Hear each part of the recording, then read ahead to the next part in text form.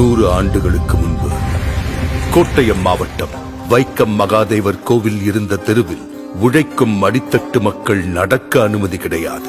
கோவிலை தாண்டி செல்ல வேண்டும் என்றால் 2-3 ஃபர்லாங் தூரம் சுற்றித்தான் செல்ல வேண்டும்.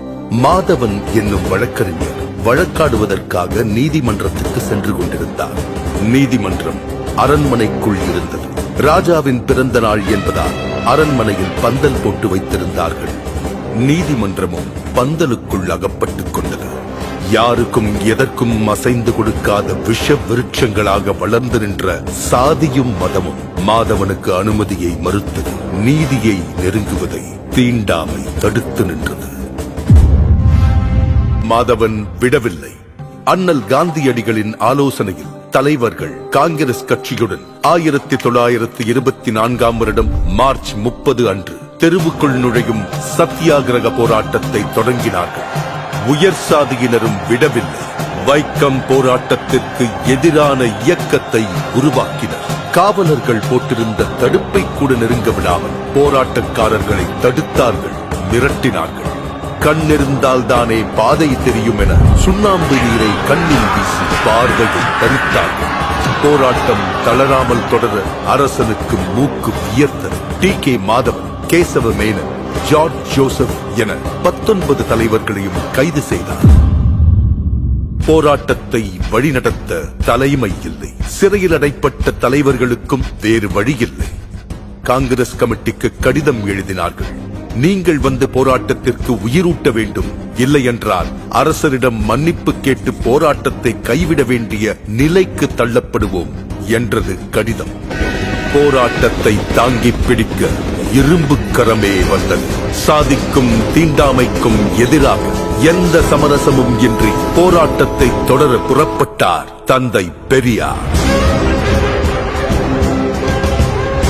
வைக்கம் போராட்டத்தை சமூக போராட்டமாக மக்களிடம் கொண்டு போய் சேர்ந்தார். கோவில் தெருவில் ஆடு நடக்கலாம், மாடு நடக்கலாம், மனுஷங்க நடக்க முடியாதா என்று கேட்டார்.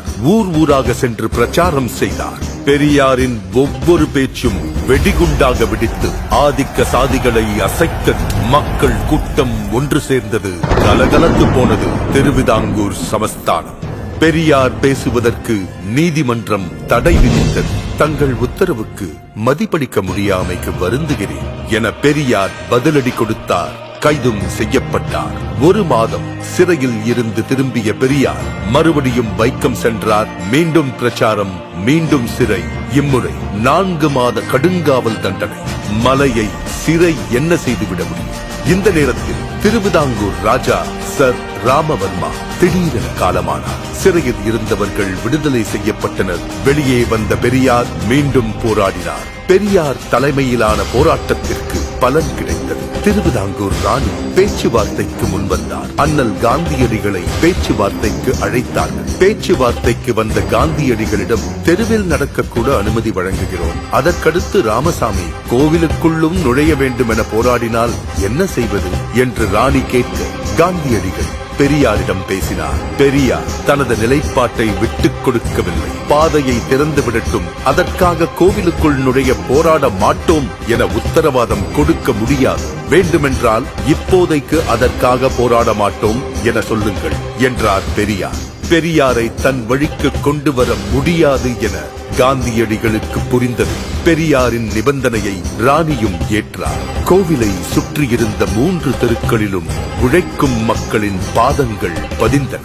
1925ஆம் ஆண்டு நவம்பர் மாதம் போராட்டம் வெற்றி கண்டது. எல்லாருக்கும் எல்லாம் என்கிற திராவிட அரசியல்தான் பெரியாரின் ஆயுதம். அதை அவர் முதலாக சுழற்றி வீசிய இடம்தான் வைக்கம். வைக்கத்திலுள்ள அந்த தெருதான் இன்று கேரள சமத்துவத்தின் முகவரியாகவும் தமிழ்நாட்டு சமூக நீதியின் அடையாளமாகவும் புதிய இந்தியாவுக்கான ஒளியாகவும் இருக்கிறது.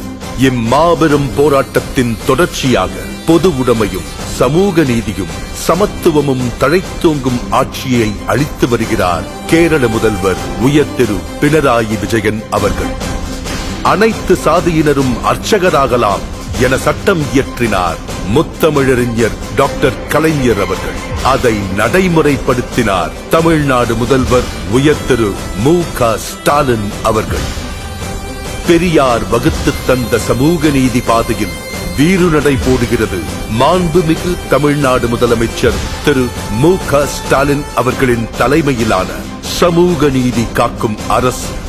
100 ஆண்டுகளை தாண்டியும் பெரியாரின் பகுத்தறிவு ஓர் ஆயுதமாய் பழமைவாதத்தை வேரறுத்து வருகிறது. இந்நிலை வைக்கம் போராட்டத்தின் நூற்றாண்டை சிறப்பிக்கும் வகையில் தமிழ்நாடு அரசு சார்பில் வைக்கத்தில் அமைந்துள்ள பெரியார் நினைவகம் ரூபாய் 8.14 கோடி மதிப்பீட்டில் புனரமைக்கப்பட்டுள்ளது. ஓர் உரிமை போராட்டத்தின் நினைவுகளை தமிழ்நாடு, கேரளா ஆகிய 2 மாநிலங்களும் இணைந்து கொண்டாடுவது சமூக நீதி பயணத்தின் முத்தான தருணம். இந்தியாவின் கவனம் இதை நோக்கி திரும்பும்.